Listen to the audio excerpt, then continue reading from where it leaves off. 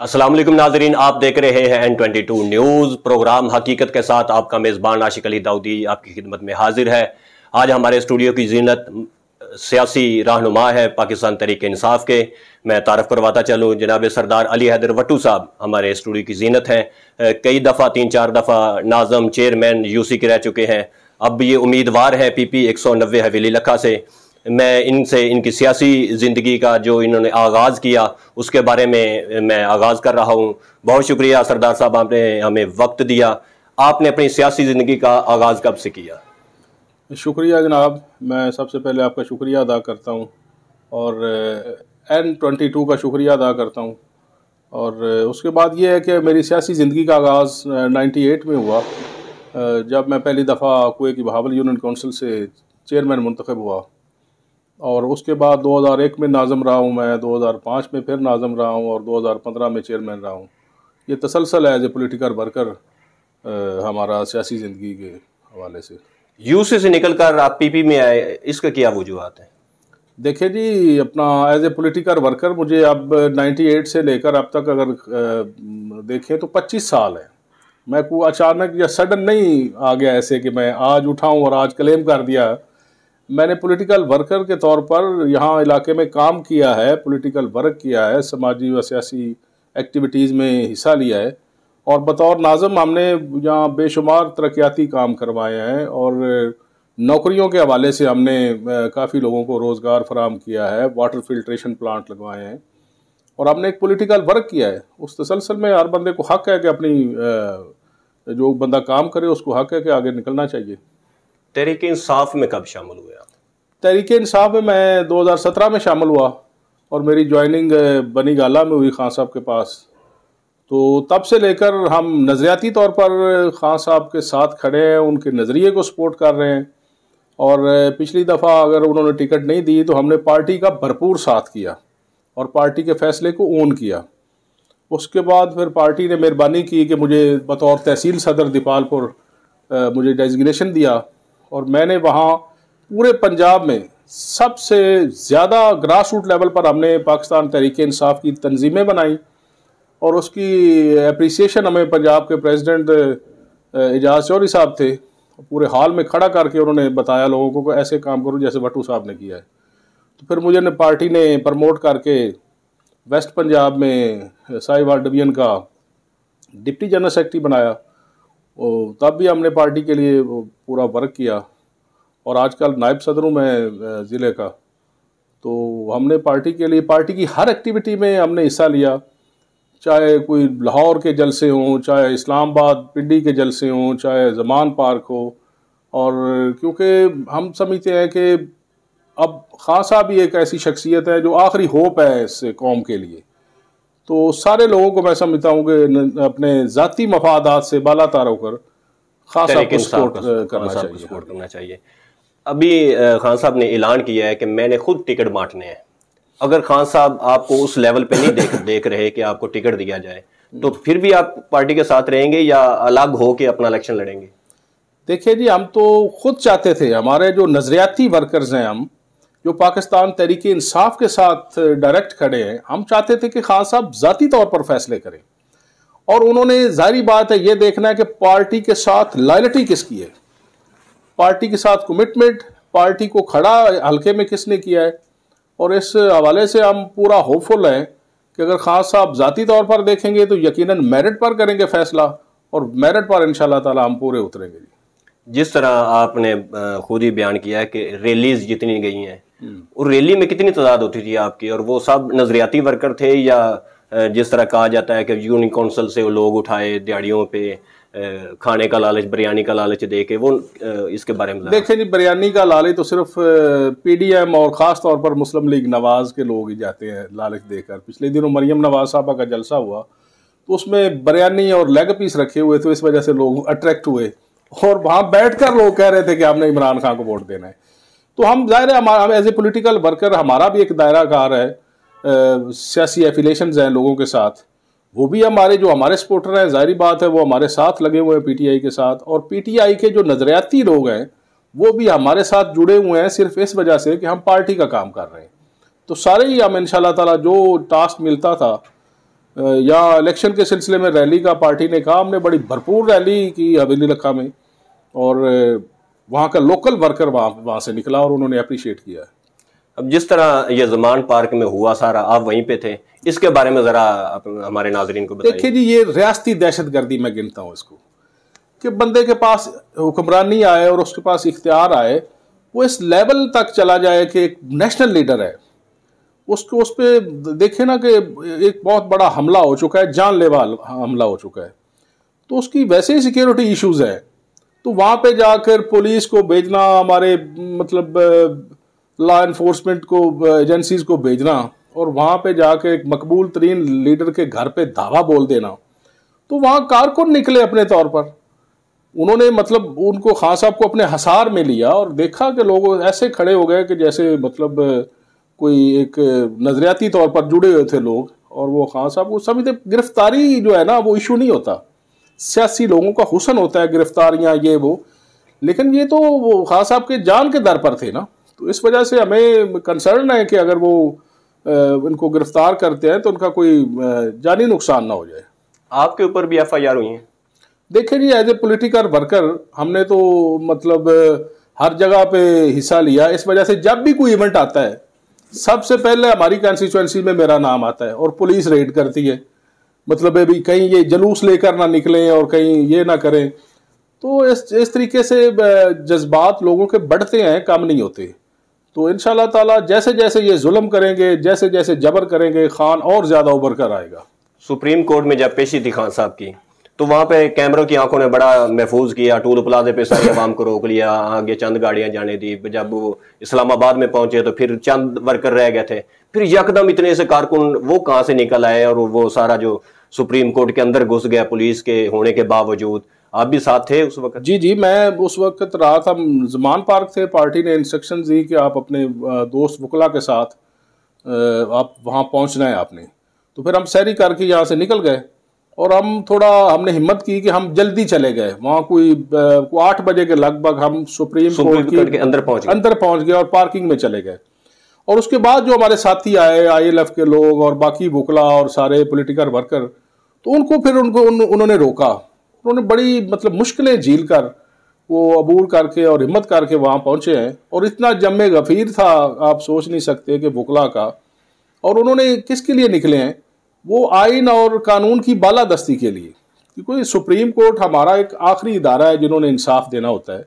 Supreme court कैसे आइन से मावरा को फैसला कर सकता है? उन्होंने कोई फेवर पार्टी की नहीं की। हम समझते हैं कि जब इनको तब सुप्रीम कोर्ट अच्छा लगा था, चीफ जस्टिस जब उन्होंने रात 12 बजे अदालत लगाई, अदालत खोल के इनको, ठीक है, तब कहते थे कि उनकी वायलेशन हो रही है, हम कंटेम्प्ट लगा देंगे। हालांकि स्पीकर की रूलिंग को कोई ऐसे चैलेंज नहीं कर सकता। तो अब भी जाके सुप्रीम कोर्ट ने आइन को प्रोटेक्ट किया है ना। 90 दिन के बाद कोई गुंजाइश ही नहीं है कि इसके इंतखाब ना हो। अगर वजह से अगर सुप्रीम कोर्ट का फैसला नहीं माना जाता तो पार्टी क्या करेगी? देखिए जी, पार्टी तो बाद में करेगी ना। पहले तो इंशाल्लाह ताला सुप्रीम कोर्ट उसका तहफ़्फ़ुज़ करेगा अपने फैसले का, वो कंटेम्प्ट लग जाएगी उन पर। आपको याद नहीं है कि यूसुफ रज़ा गिलानी साहब ने सुप्रीम कोर्ट की बात नहीं मानी थी तो उनको वज़ारत उज़्मा से हाथ धोना पड़ा था। तो हमारी एक आखिरी अदालत है, हम अगर आइन से बालातर जाएंगे तो ये तो बड़ा फसाद बर्पा करने वाली बात हुई ना। और हमारी पार्टी पाकिस्तान तहरीक इंसाफ आइन और कानून के साथ खड़ी होगी और अपनी सुप्रीम कोर्ट के साथ खड़ी होगी, और हम इंशाल्लाह ताला पूरा प्रोटेस्ट करेंगे। और आज ही खबर मिली है कि मेरे ख्याल में कुछ 10 अरब रुपए उन्होंने फंड्स भी इलेक्शन कमीशन को दे दिए हैं। उन्हें पता है कि कल तक अगर ना देते तो उन पर ज़ाहिर कार्रवाई होनी थी। बिल्कुल सही। अब ये PDM वाले कहते हैं कि जो ये वर्कर आए हैं सुप्रीम कोर्ट में इमरान खान के साथ, ये सारे सुप्रीम कोर्ट पर इन्होंने दावा बोला था। दावा पाकिस्तान तहरीक इंसाफ के वर्कर्स या पाकिस्तान के वकला ने नहीं बोला था। दावा तब था जब 97 आई थिंक, जब नवाज शरीफ साहब ने अपने MNAs और सारे वर्कर्स को मतलब सुप्रीम कोर्ट की 4 दीवारी फलांग कर अंदर दाखिल हो गए थे। उसको बोलते हैं दावा।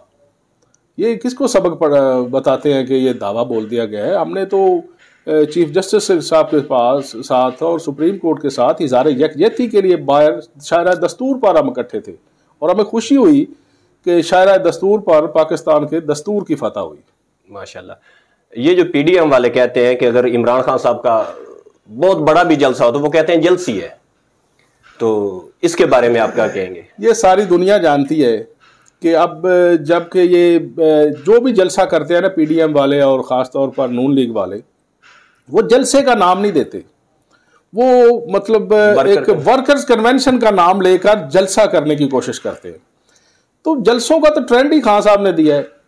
मतलब सबसे पहले तारीख में सबसे बड़ा जलसा मीनार पाकिस्तान में इमरान खान ने किया था। और इस दफ़ा जब खान साहब ने ये कॉल दी, रमज़ान शरीफ का महीना था, सारे वर्कर्स को अपने अपने ज़िलों में रोक दिया उन्होंने, वो घरों में नहीं थे, छापे मारे गए और वर्कर्स की गिरफ्तारियां हुई। और लाहौर में जितने पॉलिटिकल लोग ऐसे थे जिन्होंने लोग इकट्ठे करके वहाँ जलसे में ले जाने होते हैं, उनको भी गिरफ्तार किया या वो फरार हो गए। तो उसके बावजूद मैं उस जलसे में मौजूद था कि हमारे साथी गांव से आए, उनको इफ्तार करवाया और हम फिर जलसे में गए और रिंग रोड से उतरे हैं तो हमारी गाड़ी को रोक लिया गया। हम वहाँ किलोमीटर्स के हिसाब से पैदल चल कर गए और वहाँ जाके मैंने मंजर देखा कि लोकल लोग, फैमिलीज वाले लोग और जिन्होंने कभी वोट भी नहीं कास्ट किया होगा वो भी लोग वहाँ पहुंचे हुए थे और उनकी आंखें नम मैंने देखी खान साहब जब बोल रहे थे। तो मतलब उस दिन भी रुकावटों के बावजूद भी अपना मीनार पाकिस्तान खचाखच भरा हुआ था। तो पूरी कौम मैं समझता हूँ कि खान साहब के साथ जुड़ गई है। अभी जब खान साहब की कॉल होती है कि जिन्होंने पार्टी टिकट लेना है वो लाजमी पहुंचे, तो इसमें आप ये नहीं समझते कि एक सियासी जिंदगी आपकी गुजरी है, सियासत के हवाला से ये आपकी तौहीन नहीं है? नहीं, ऐसी बात नहीं है। मेरी मिसाल नहीं, अगर मुझे पार्टी टिकट पिछली दफ़ा भी नहीं मिला तो मैं तो पार्टी के साथ जुड़ा हुआ हूँ और अब भी अगर पार्टी मुझे टिकट ना देगी तो मैं पार्टी वायलेशन नहीं करूँगा। मैं नज़रियाती तौर पर खान साहब के नज़रियों को सपोर्ट करूँगा और वैसे करूँगा। और जैसे जैसे हमें पार्टी अपने कारकुनों को बुलाएगी पूरी कुव्वत के साथ अपना शरीक होंगे कि ये कोई मतलब के तहत नहीं लोग जा रहे। ज़हनी तौर पर खान साहब ने लोगों को अप्रोच किया है और लोग कायल हो गए इस बात पर कि हमने अब ये फैसला करना है कि जमहूरियत को कैसे हमने यहाँ फ़रोग देना है, यहाँ करप्शन को कैसे ख़ात्मा करना है, यहाँ हमने अपने मुल्क का इमेज कैसे बेहतर करना है। और इस टेन्योर में खान साहब ने जो काम किए हैं, आप देख लें कि मतलब डैम्स की लिस्ट आप देख लें कि कितने डैम्स पे काम हो रहा है।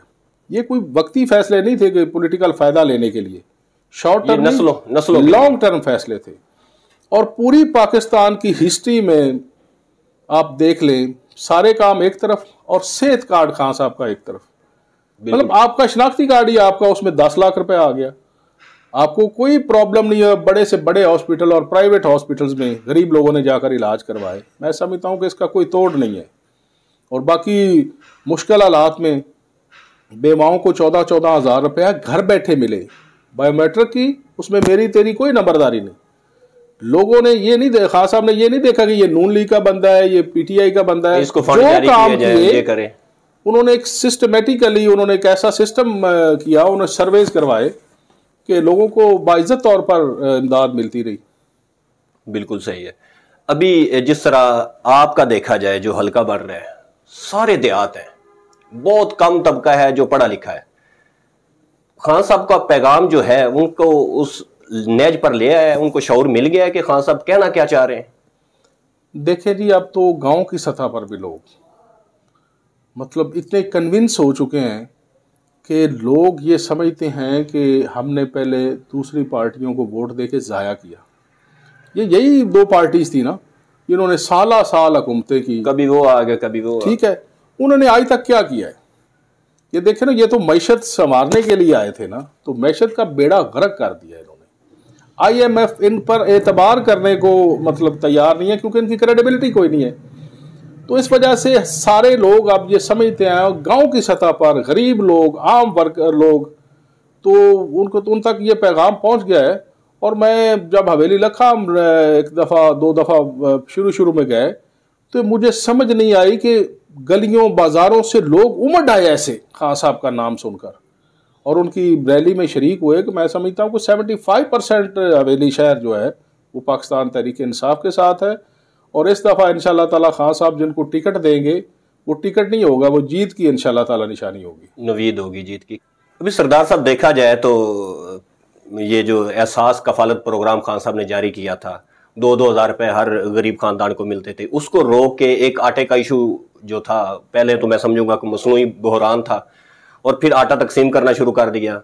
कई बातें मुशाहिदे में आई, देखने में आई, कईयों के बाजू टूट रहे हैं, कई मौके पे फौत हो रहे हैं। इसके बारे में आप क्या समझते हैं?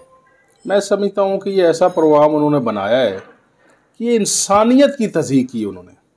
इतनी इतनी बड़ी लाइनों में खड़े हैं, पुलिस वाले ऊपर डंडे लेकर खड़े हैं, और वहाँ इतना गैर मुनज़्ज़म तरीके से उन्होंने ये तकसीम की है कि लोगों की कीमती जानें गई हैं। तो उसके लिए, एक आटे के लिए, एक रोजी रोटी के लिए वो आए हैं और अपनी जानों को उन्होंने कुर्बानी दी है। ये हाल है इनका, और ये बिल्कुल इनकी स्कीम फेल है, और ये सियासी रिश्वत के तौर पर इन्होंने इस्तेमाल की इलेक्शन के मौके पर।